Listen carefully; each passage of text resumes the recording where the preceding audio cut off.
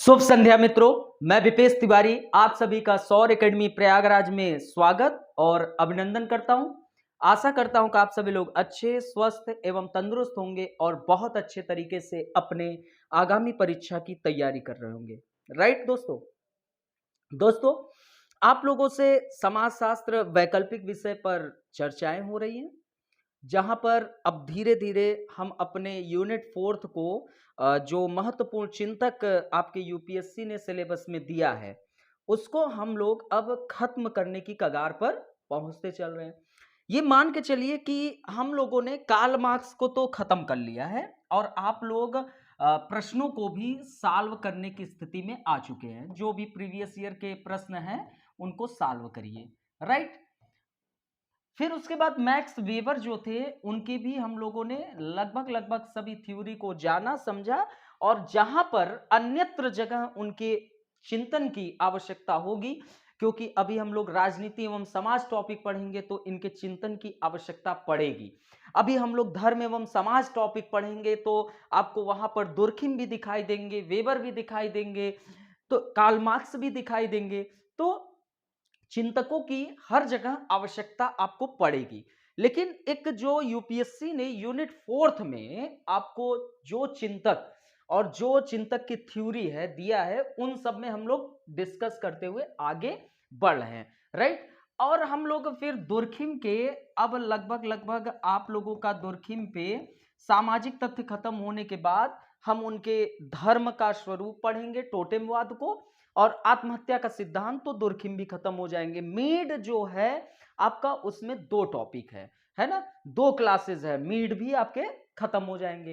Right, फिर आपके Merton और पार्सन से गुरु शिष्य की कहानी है, उसको हम लोग जानेंगे। ठीक है, तो आप लोग घबराइए मत और बस धैर्यता के साथ लेक्चर जो देख रहे हैं उन लेक्चर को देखने के बाद प्रश्नों को सॉल्व जरूर करें। राइट, चलिए हम आप लोगों से दुर्खिम पर चर्चा कर रहे हैं। किस पर? दुर्खिम। ठीक है, दुर्खिम।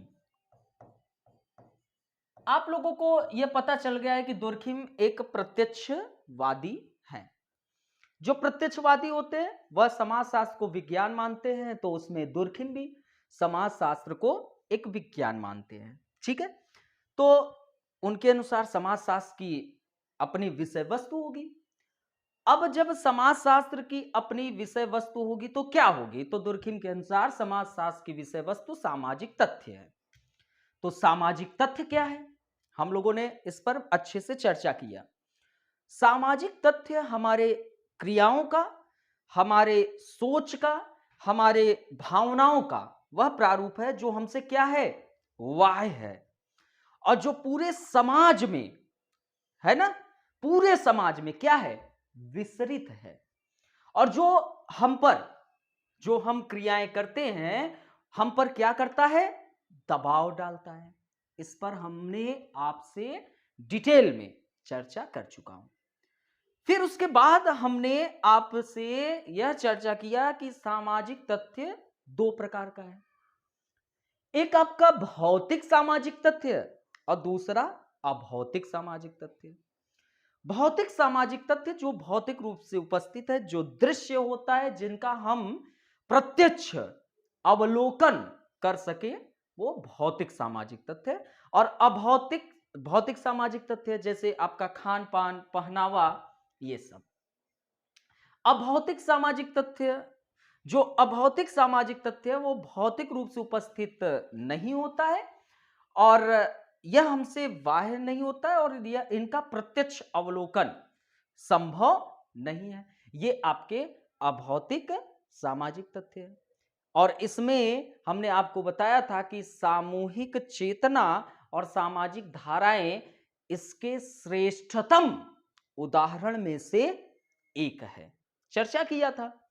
फिर उसके बाद हमने आपको सामूहिक चेतना स्टार्ट किया। क्या? सामूहिक चेतना, यही स्टार्ट किया था, सामूहिक चेतना। ठीक है, यही स्टार्ट किया था। सामूहिक चेतना में आप लोगों से हमने काफी अच्छा इस पर हमने आपको थोड़ा बहुत समझाया था। आप लोग कमेंट करके बताओ कि क्या हमने समझाया था। सामूहिक चेतना को समझाते हुए हमने कहा था कि दुर्खिम ने यह कहा था कि यह एक समाज के औसत सदस्य, लगभग लगभग, औसत का मतलब क्या हुआ, लगभग लगभग लोग, ठीक है। तो समाज के औसत सदस्यों में उपस्थित जो साझा मान्यताएं हैं, जो साझा भावनाएं हैं, उन्हीं का समीकरण आपका सामूहिक चेतना होती है। अगर इसको हम साधारणतः शब्दों में कहें तो आपका सामूहिक चेतना एक समाज में उपस्थित साझा मान्यताएं और भावनाएं होती है। तो यह क्या है, सामूहिक चेतना क्या है? सामूहिक चेतना आपका दोस्तों एक अभौतिक सामाजिक तथ्य है, राइट। इसमें अभौतिक सामाजिक तथ्य के जितने भी चरित्र हैं, जो भी चरित्र हैं, वह सभी चरित्र इसमें क्या होते हैं, उपस्थित होते हैं। ये दृश्य नहीं होते, अदृश्य होते हैं। सामूहिक चेतना आपका बिल्कुल अदृश्य होता है। भौतिक सामाजिक तथ्य आपका दृश्य होता है, जिनका आप प्रत्यक्ष अवलोकन करने की स्थिति में होते हैं, राइट। लेकिन अब ये जो सामूहिक चेतना है, यह सामूहिक चेतना अदृश्य होता है और यह हमसे बाह्य होता है, राइट। यह हमसे क्या होता है, बाह्य होता है, अदृश्य होता है, ठीक है। और हम इनका प्रत्यक्ष अवलोकन नहीं कर सकते हैं, ठीक है। यह पूरे समाज में विस्तृत होता है, इसका फैलाव पूरे समाज में होता है, और यह भी हमारे व्यवहारों पर क्या करता है, दबाव डालता है, राइट। यह समझाने के उद्देश्य से कि सामूहिक चेतना आपका कितना प्रबल हो सकती है ना। दुर्खिम ने समाज को पुनः कितने प्रारूपों में वर्गीकृत किया? तो दुर्खिम ने पुनः समाज को 2 प्रारूपों में वर्गीकृत किया। किसको समझाने के उद्देश्य से? सामूहिक चेतना कितना प्रबल हो सकती है, इन्हीं को दुर्खिम ने समझाने के उद्देश्य से समाज को क्या किया, पुनः 2 प्रारूपों में वर्गीकृत किया। समाज को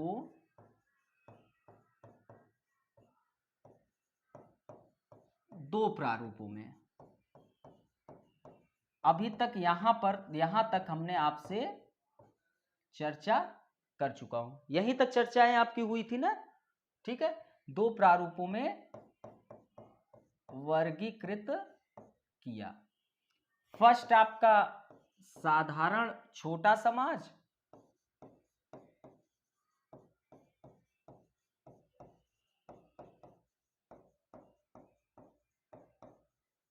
सेकंड आपका वृहद आधुनिक औद्योगिक समाज।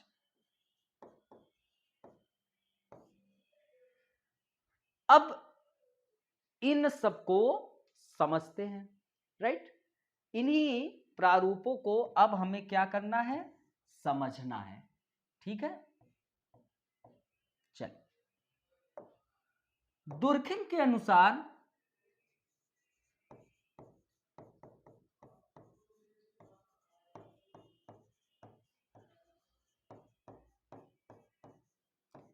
एक साधारण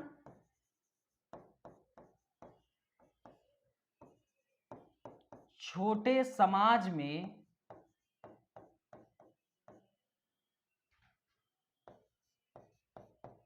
लोग क्या करते हैं, लोग साझा धर्म का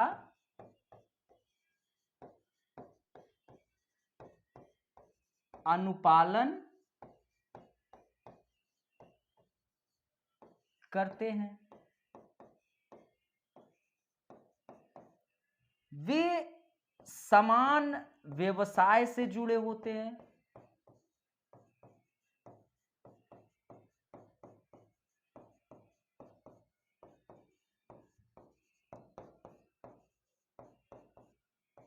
जुड़े होते हैं। समाज कैसा होता है? ऐसे समाज जो साधारण छोटा समाज होता है, वह समाज कैसा होता है? वह समाज सजातीय होता है।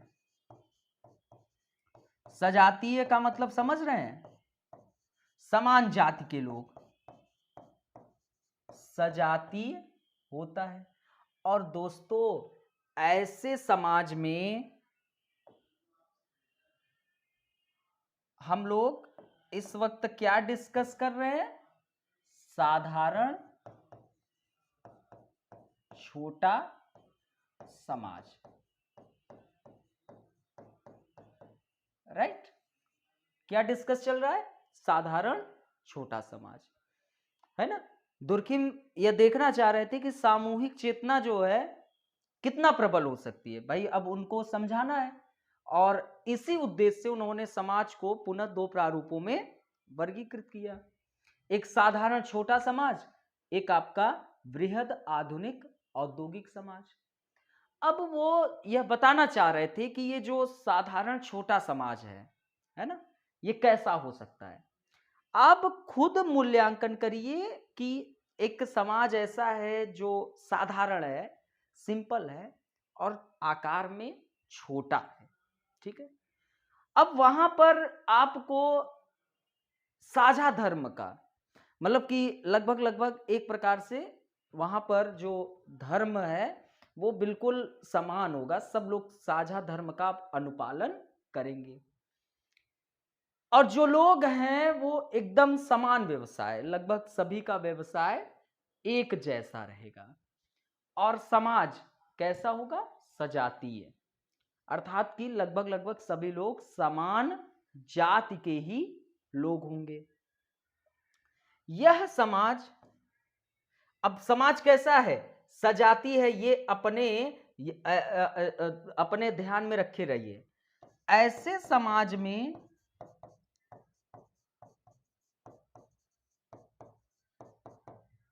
जो सामूहिक चेतना है,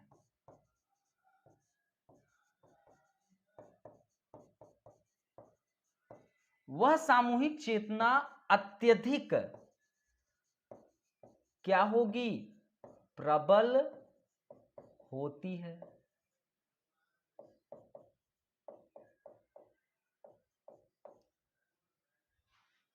ऐसे समाज के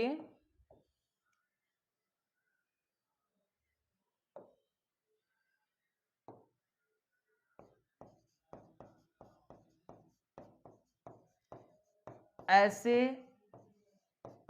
समाज के सदस्यों के सामाजिक जीवन के प्रत्येक पक्ष को क्या करेंगे?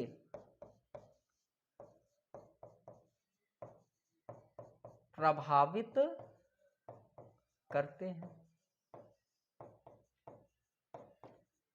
देखिए, अभी आपको पता है कि सामूहिक चेतना की परिभाषा क्या है। ये अपने मन मस्तिष्क में बिल्कुल बनाए रखो, राइट? हमने आपको सामूहिक चेतना में बताया कि यह एक समाज के औसत सदस्यों में उपस्थित साझा मान्यता एवं भावनाएं होती है। ये अपने विवेक में बिल्कुल रखे रहिए, ठीक है। और यह अभौतिक सामाजिक तथ्य है ही है।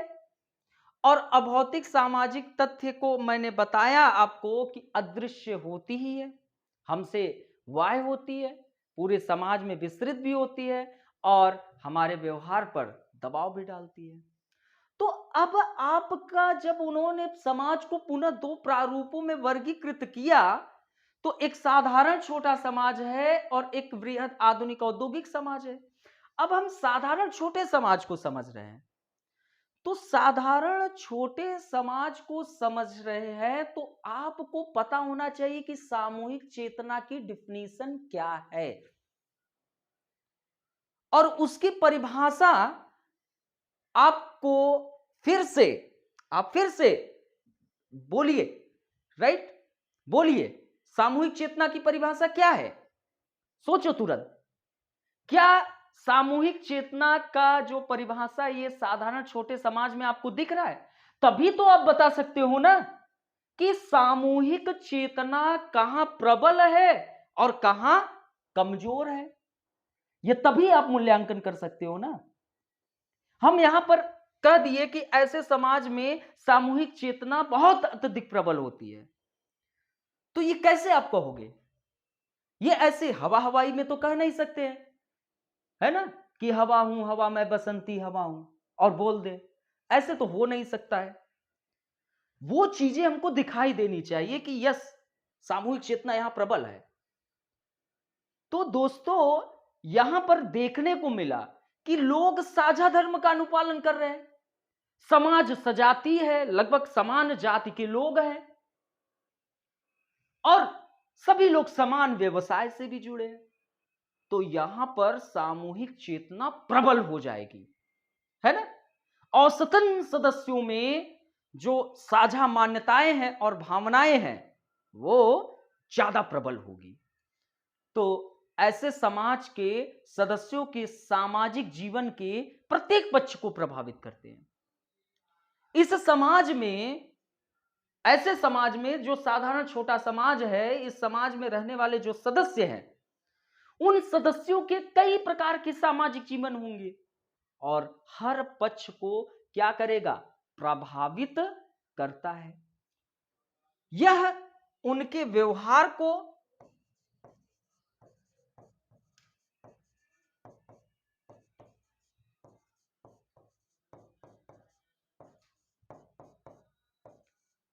कठोर रूप से क्या करेगा? नियंत्रित करता है, नियंत्रित करता है। ठीक है, यह उनके व्यवहार को कठोरतम रूप से क्या करेगा? नियंत्रित करता है।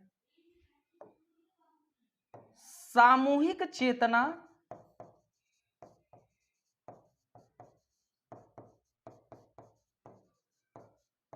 के किसी भी प्रारूप में उल्लंघन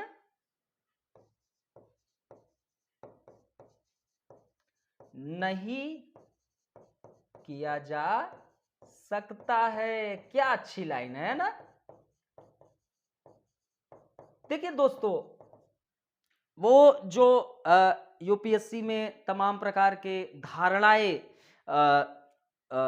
बहुत ज़्यादा धारणाएं आप लोगों के बीच में आते रहते हैं। अभी रिजल्ट भी आया है तो कई लोगों का कई प्रकार के, है ना, अपनी सफलता के प्रारूप होंगे। तो आप लोग विचलित न होइए। बहुत कठोरतम शब्द का आपको प्रयोग भी नहीं करना है, बस आप साधारणतः शब्दों से किसी भी टॉपिक को समझा सके। तो ये आपको पता चल गया कि अभौतिक सामाजिक तथ्य के श्रेष्ठतम उदाहरणों में से एक सामूहिक चेतना और सामाजिक धाराएं हैं। प्रश्न पूछता है, यह प्रश्न आपका पूछ भी चुका है। समाज शास्त्र के प्रश्न पत्र को आप उठाएं, प्रथम प्रश्न पत्र में आपको यह प्रश्न मिल जाएगा। कभी कभी ये स्टेटमेंट देकर प्रश्न नंबर संख्या 1 में आप लोगों से पूछ लेता है ना, कि सामूहिक चेतना, बस एक लाइन दे दिया गया। अब आप सामूहिक चेतना को लिखने में क्या आपको कहीं से समस्याएं उत्पन्न होंगी? सिंपल तरीका है। सामूहिक चेतना क्या है? तो सामूहिक चेतना एक समाज में औसतन सदस्यों में उपस्थित साझा मान्यताएं एवं भावनाएं हैं। साधारणतः शब्दों में बता दिया। यह अभौतिक सामाजिक तथ्य के एक उदाहरण है जो हमसे बाह्य होती है, अदृश्य होता है, पूरे समाज में विस्तृत होता है, हम पर दबाव डालता है।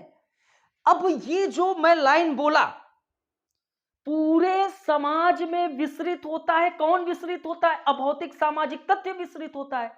और अभौतिक सामाजिक तथ्य का एक उदाहरण सामूहिक चेतना है, तो वह भी पूरे समाज में विसरित होगा। तो यहीं पे यह लाइन आपको लिखा तो आपको पता चला, और हमारे व्यवहार पर दबाव डालती है। तो देखिए, सामूहिक चेतना के किसी भी प्रारूप में उल्लंघन नहीं किया जा सकता है। उल्लंघन किए तो समाज के क्रोध का सामना भी करना पड़ेगा, क्योंकि समाज कैसा है? सजातीय है। समान जाति के लोग यहां पर हैं। समाज कैसा है? साधारण छोटा समाज। सभी लोग एक समान व्यवसाय से जुड़े हुए हैं और साझा धर्म का अनुपालन कर रहे हैं।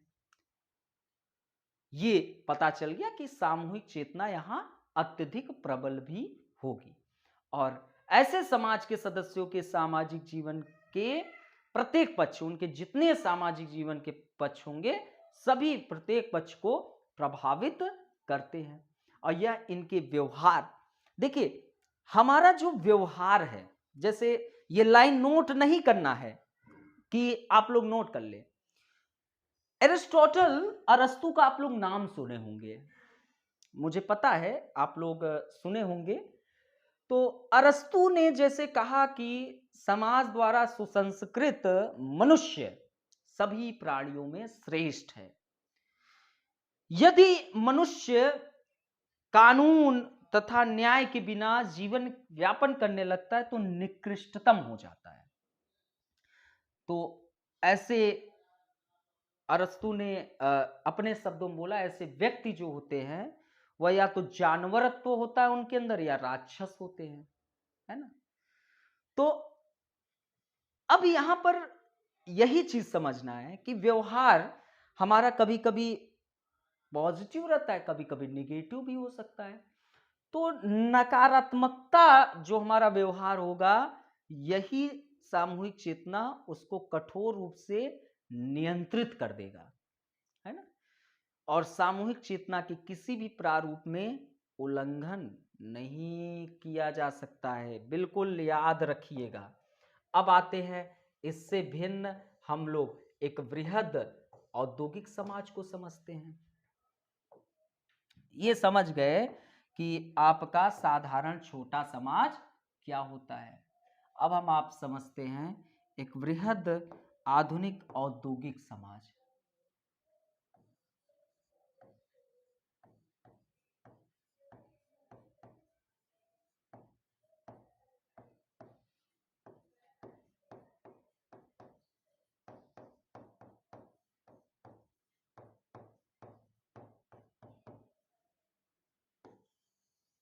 अच्छा, इसको समझाने से पहले कुछ चीजों पे वार्ता ही कर लिया जाए, थोड़ा सा करना जरूरी है। आप लोग मान लो कि हाई स्कूल इंटर पास कर लिए, और अब आप लोग इंटर पास होने के बाद एंट्रेंस एग्जाम दिए, ठीक है। एंट्रेंस एग्जाम दिए और एक बड़े यूनिवर्सिटी में आप लोग क्या हुआ, प्रवेश किए, ठीक है।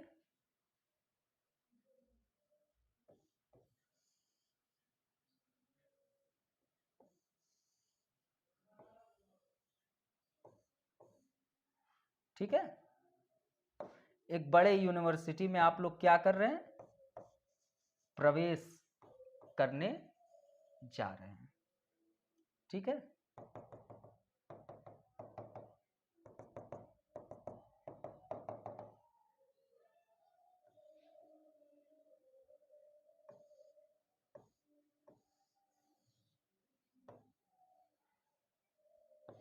थोड़ा अपने यूनिवर्सिटी के दिनों को याद करते हुए चलिए, हाँ, क्योंकि अत्यंत आवश्यक है आप अपने यूनिवर्सिटी के दिनों को इसी बहाने याद भी कर लीजिए।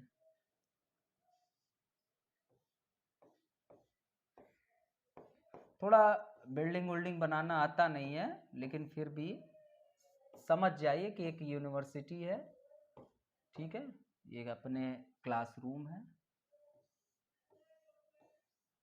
चल, अब आप लोग मान लो कि कुछ लोग यहाँ राजस्थान से हैं,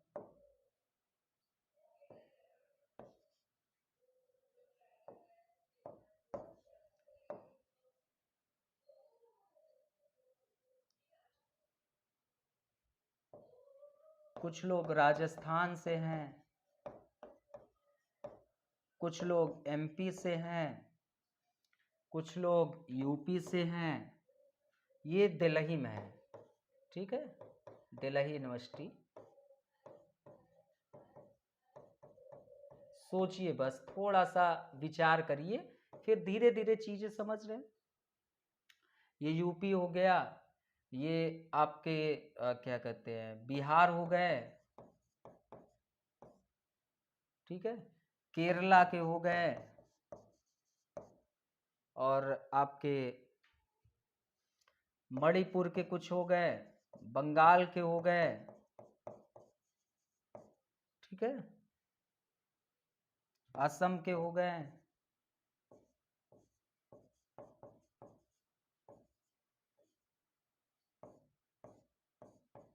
ठीक है। अब सब लोगों के अलग अलग जगह के स्टूडेंट एंट्रेंस एग्जाम दिए, अब सभी लोग यहाँ पे प्रवेश किए, ठीक है, सभी लोगों ने प्रवेश लिया। अब ये बताओ कि ये विद्यालय में क्या एक समान जाति के लोग रह पाएंगे? नहीं। साझा धर्म के लोग रह पाएंगे? नहीं। विचार करिए, आप ही लोग गए होंगे यूनिवर्सिटी, स्कूल, कॉलेज, कहीं भी बाहर, तो वहां पर एक जाति, एक धर्म के लोग तो रह नहीं पाएंगे। तो ये विजातीय हुआ कि नहीं? विजातीय हुआ कि नहीं? क्या यह सजाती रह गया यूनिवर्सिटी? मुझे नहीं लगता है कि रह पाया, है ना? बिल्कुल नहीं। थोड़ा सा अब धीरे धीरे अपने सोच को अब बढ़ाओ धीरे धीरे, ठीक है। अब ये समाज सजातीय नहीं रह गए, समान जात के लोग नहीं रह गए, लेकिन अब मान लो कि राजस्थान के गांव से व्यक्ति आया है, हो सकता है कि वहां पर सजातीय हो, उस गांव में साधारण छोटा समाज है, उस गांव में हो सकता है कि समान जाति के ही लोग रह रहे हो, ठीक है। लेकिन जैसे ही वो यहां से निकल के आया यूनिवर्सिटी में, वह सजातीय में नहीं रह पाएगा, अब वो यूनिवर्सिटी विजातीय हो गया, सिंपल। अब धीरे से नेक्स्ट चीजों को समझते हैं, ठीक है। ये आपका साधारण छोटा समाज है,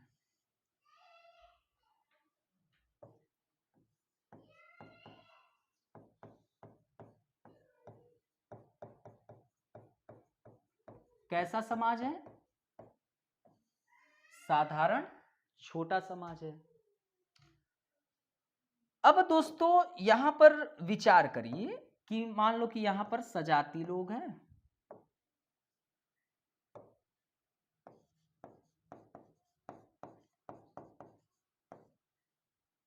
साझे धर्म के लोग हैं, समान व्यवसाय है,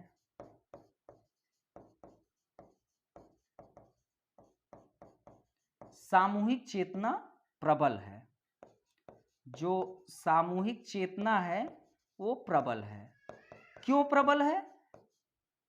क्योंकि लगभग लगभग यहां पर सजाती है, साझा धर्म है, समान व्यवसाय के लोग हैं। कुछ भी आप व्यवहार करते हैं जो इन साझा मान्यताओं और भावनाओं के विरुद्ध है, तो आप पर दबाव डाला जाएगा, ठीक है।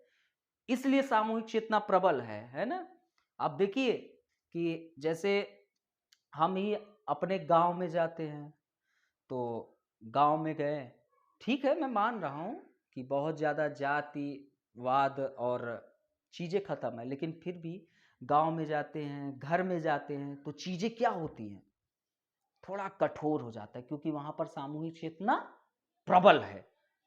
विचार करिए, देखिए समाजशास्त्र आपके जीवन में है, और यदि उसको अनुभूति कर रहे हैं तो आपको चीजें समझ में आएंगी। जो सत्य है वो सत्य है, उसको नजरअंदाज नहीं किया जा सकता है। मैं खुद अपने घरों में उन चीज को देखता हूं और यहां पर देखता हूं। अब जैसे ही आप यहां से निकल के एक आधुनिक वृहद औद्योगिक समाज में प्रवेश कर रहे हैं, एक बड़े शहर, ठीक है, ये आपका आधुनिक वृहद औद्योगिक समाज है।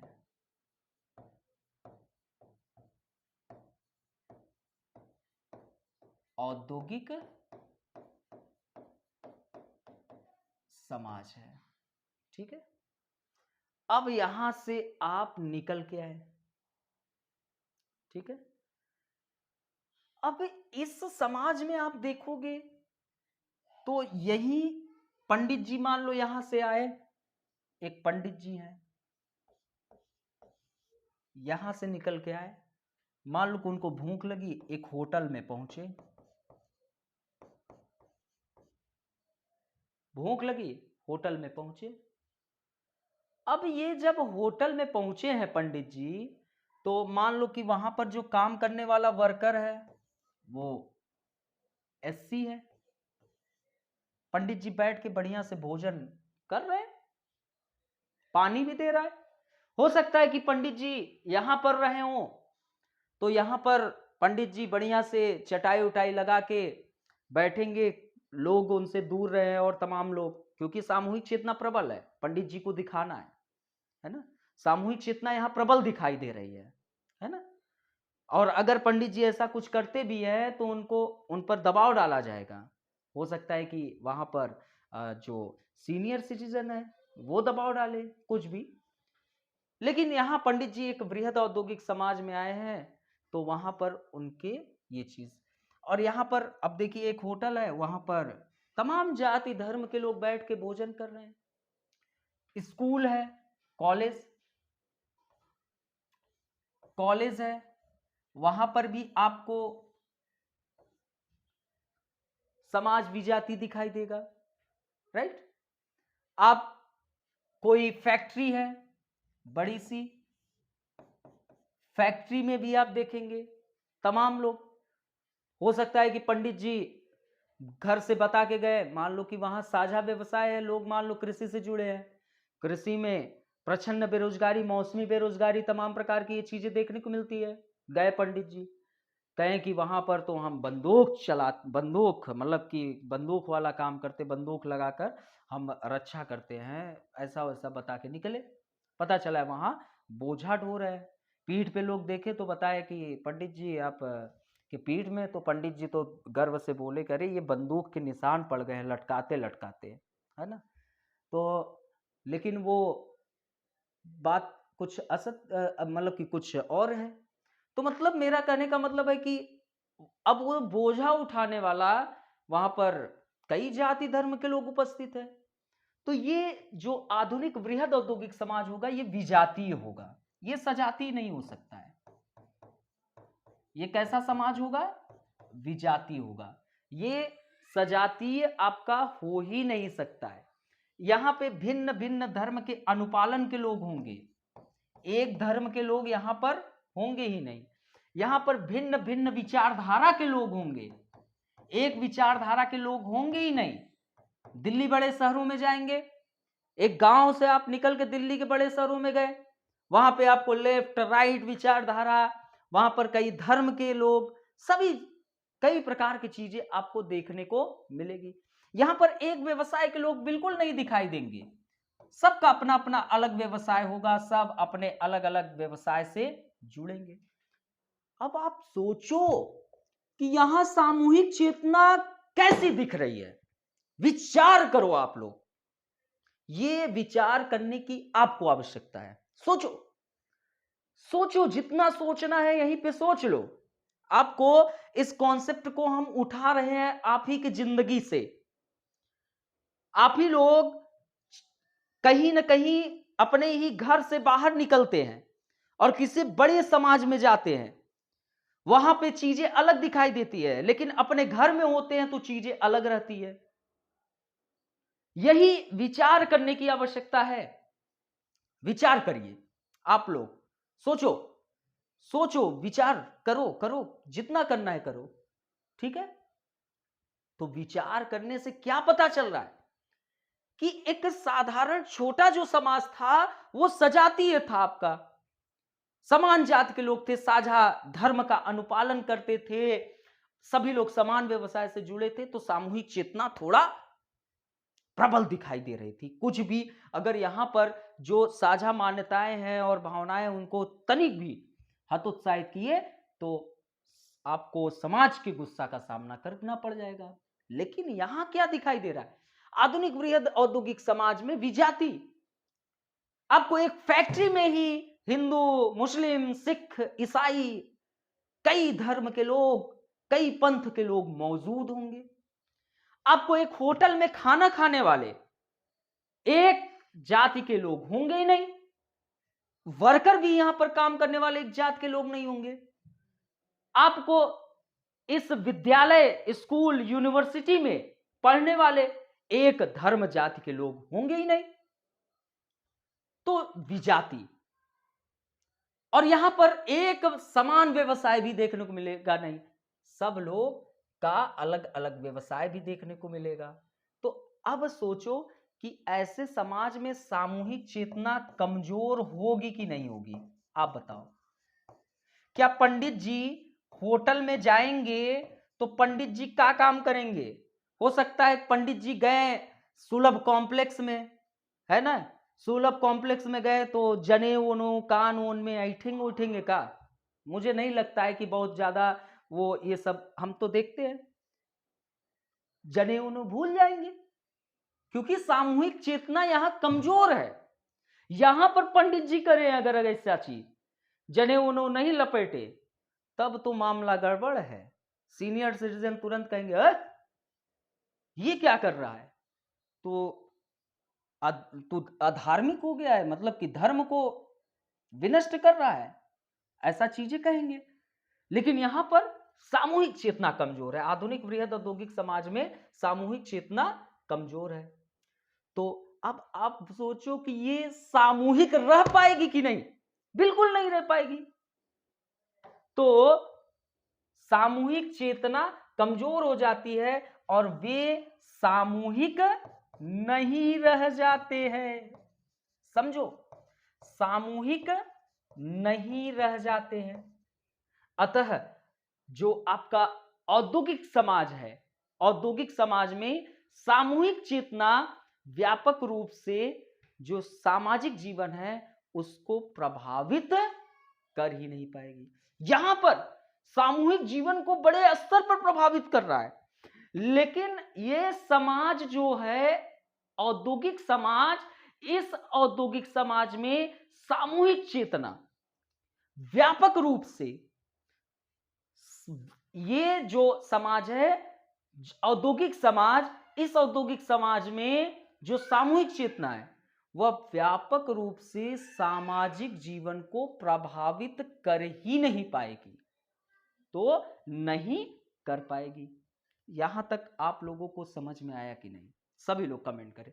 अगर यहां तक कोई दिक्कत आई हो तो बताएं, ठीक है। यहां तक कोई दिक्कत आई हो तो बताएं। ये पूरा कॉन्सेप्ट आप समझ गए कि नहीं? बताएं आप लोग। यहां तक कोई समस्याएं अगर आपको उत्पन्न हुई होगी तो आप बताएं, ठीक है। जल्दी से सभी लोग कमेंट करके आप लोग बताएं यहां तक कोई आपको दिक्कत आई हो या कुछ, ठीक है। तो ये कॉन्सेप्ट आपको समझ में आ गया, ठीक है। अब इसके आगे जो दुर्खिम महोदय थे उनकी एक बातें जान लेते हैं। बाद में जो दुर्खिम साहब थे, बाद में सामूहिक चेतना के स्थान पर सामूहिक चेतना के स्थान पर दुर्खिम ने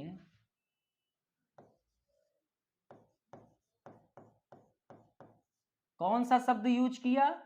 सामूहिक प्रतिनिधान। याद रखिए, सामूहिक प्रतिनिधान, ये आपको याद रखना है, ठीक है। सामूहिक प्रतिनिधान शब्द का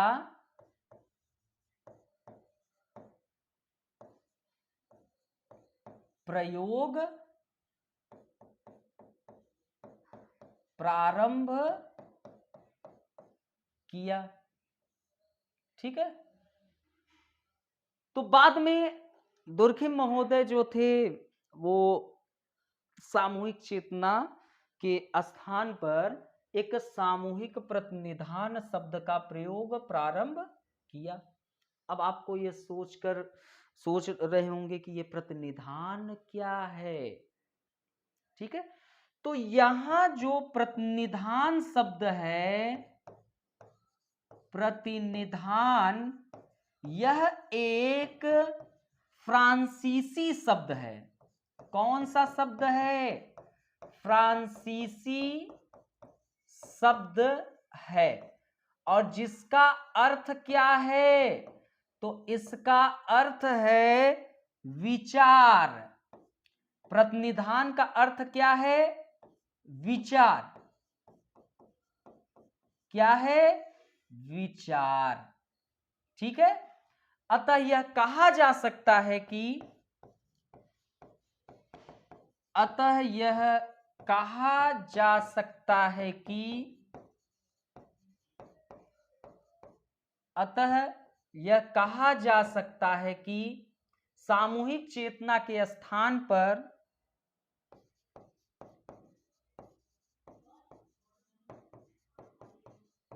चेतना के स्थान पर दुर्खिम ने सामूहिक विचार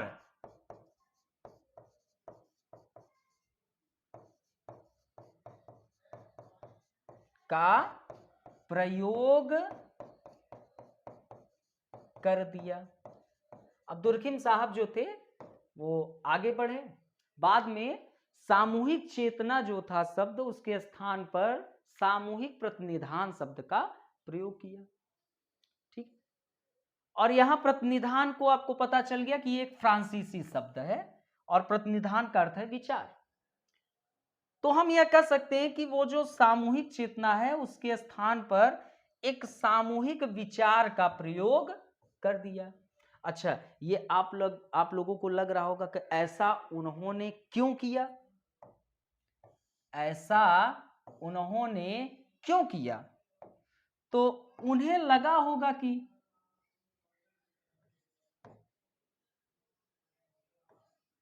उन्हें लगा होगा कि चेतना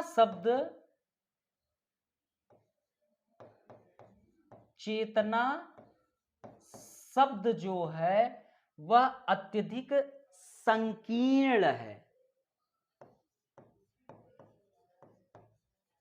अत्यधिक संकीर्ण है, जबकि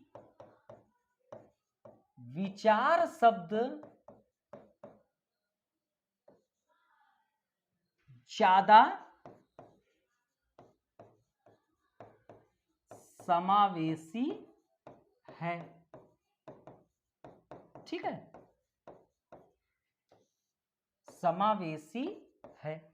मतलब कि उनको लगा कि ये जो चेतना शब्द है यह बड़ा संकीर्ण है, अर्थात कि इसका ज्यादा विस्तृत नहीं है।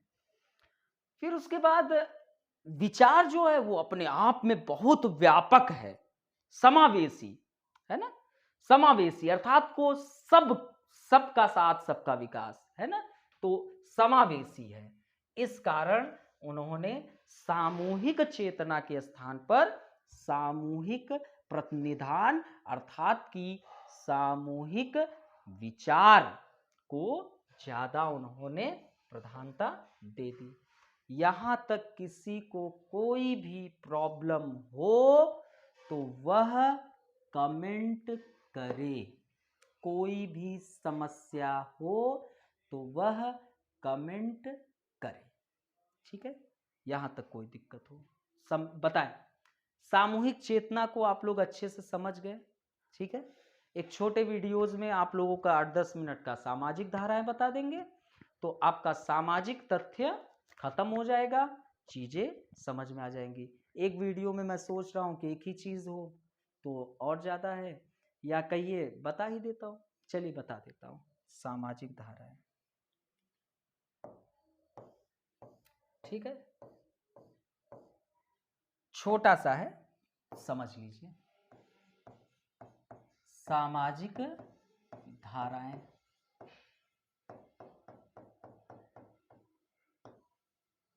ठीक है। दुर्खिम के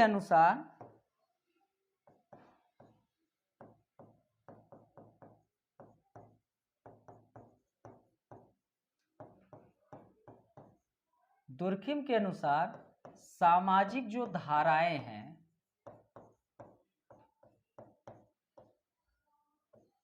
अभौतिक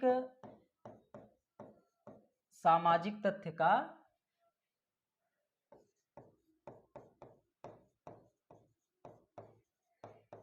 एक अन्य प्रमुख उदाहरण है, परंतु यह समाज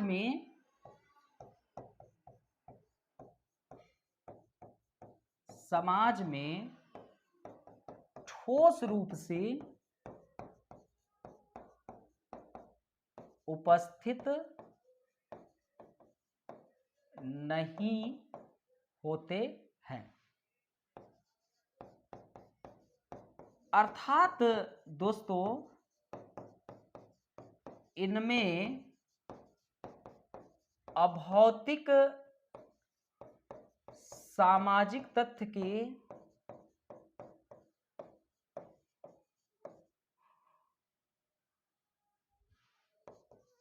सभी चरित्र जो भी है, सभी चरित्र उपस्थित तो होते हैं, परंतु यह समाज में निष्क्रिय टाइप का, सुसुप्त, सोया हुआ, परंतु यह समाज में निष्क्रिय या कहें सुसुप्त, ठीक है, निष्क्रिय या सुसुप्त रूप से उपस्थित होता है, ठीक है, होता है। यही कारण है कि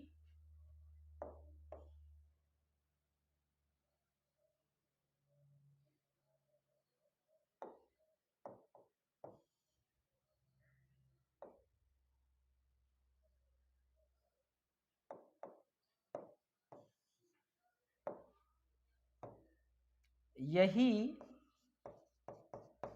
कारण है कि जब तक वे सक्रिय न हो जाए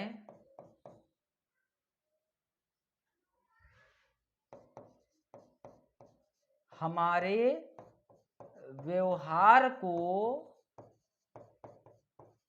प्रभावित नहीं करते,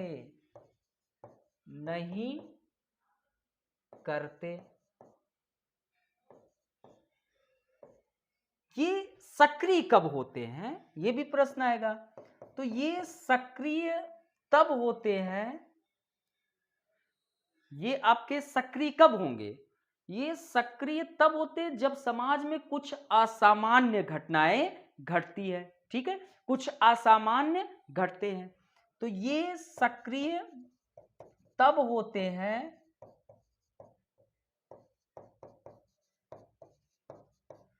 जब कुछ समाज में कुछ असामान्य घटता है। जब कुछ समाज में क्या होता है, असामान्य घटता है। ठीक है, तो हम लोग क्या सीख रहे थे, सामाजिक धाराएं। अभौतिक सामाजिक तथ्य को हम लोग समझ रहे थे। अभौतिक सामाजिक तथ्य में ये पता चला कि अभौतिक सामाजिक तथ्य के श्रेष्ठतम उदाहरण में से एक सामूहिक चेतना, एक सामाजिक धारा है। सामूहिक चेतना को हम लोग अच्छे तरीके से समझ गए। ठीक है, तो ये क्या कहते हैं, समझ गए। अब हम लोगों ने सामाजिक धाराओं को स्टार्ट किया तो ये पता चला कि ये अभौतिक सामाजिक तथ्य का अच्छा उदाहरण है, परंतु यह समाज में बड़ा ठोस रूप से उपस्थित नहीं होता है कि बहुत ठोस रूप से उपस्थित हो। अर्थात कि इनमें अभौतिक सामाजिक तत्व ये हम नहीं कर सकते, ठोस रूप से उपस्थित नहीं है, तो इस कारण इसमें अभौतिक सामाजिक तत्व के चरित्र उपलब्ध नहीं है। चरित्र उपलब्ध है, बस ठोस रूप से उपस्थित नहीं होते। ठीक है, परंतु ये समाज में निष्क्रिय सुसुप्त रूप से उपस्थित होते हैं, सोए हुए रहते हैं। ठीक है, यही कारण है कि जब तक वे सक्रिय न हो जाए तब तक हमारे व्यवहार को ये प्रभावित ही नहीं करते हैं। ये सक्रिय कब होंगे भाई, जब तक भाई सुसुप्त हुआ है स्थिति में, सोया हुआ है। अब सोया हुआ है तो भाई सक्रिय नहीं होगा। ठीक है, तो यही कारण है कि जब तक वे सक्रिय न हो जाए तो हमारे व्यवहार को वह प्रभावित नहीं करता है। ये सक्रिय तब होते हैं जब समाज में क्या होता है, कुछ असामान्य घटता है। ठीक है, अब जैसे मान लो कि जनसभा है, उसमें अचानक से उत्पन्न हर्ष या शोक का सैलाब। ठीक है, जनसभाओं में अचानक, जैसे आपकी जनसभा है, उस जनसभा में अचानक हर्ष का या शोक का सैलाब हो, तो ये आपके सामाजिक धाराएं के एग्जाम्पल है। तो यह हमें समझ में आ गया कि सामाजिक धाराएं क्या है। तो सामाजिक धाराएं क्या है, तो ये आपको पता चल गया कि यह ठोस रूप से उपस्थित नहीं होते हैं। अभौतिक सामाजिक तथ्य के एक अच्छी एग्जाम्पल है, ठोस रूप से उपस्थित नहीं होते हैं। इनमें अभौतिक सामाजिक तथ्य के सभी चरित्र उपलब्ध है। ये नहीं कह सकते कि इसमें चरित्र उपलब्ध नहीं है, चरित्र उपलब्ध है, बस ये एक निष्क्रिय सुसुप्त सोए हुए रूप से यहाँ उपस्थित है। और जब तक ये सक्रिय नहीं हो जाते तब तक हमारे व्यवहार को ये प्रभावित नहीं करते हैं। ये सक्रिय तब होंगे जब समाज में कुछ असामान्य घट जाए। जैसे एक असामान्य स्थिति जनसभा है, उसमें अचानक उत्पन्न हर्ष का माहौल हो या शोक का सैलाब हो। ठीक है, तो ये चीजें, तो आपका यहाँ पर सामाजिक तथ्य टॉपिक समाप्त हो गया दुर्खिम का। अब हम लोग इसके बाद क्या समझेंगे, इसके बाद अब हम लोग का नेक्स्ट टॉपिक होगा धर्म पर, दुर्खिम का धर्म पर विचार। ठीक है, तो मिलते हैं अपने नेक्स्ट लेक्चर में, तब तक के लिए बाय बाय, टेक केयर, अच्छे से मेहनत करिए।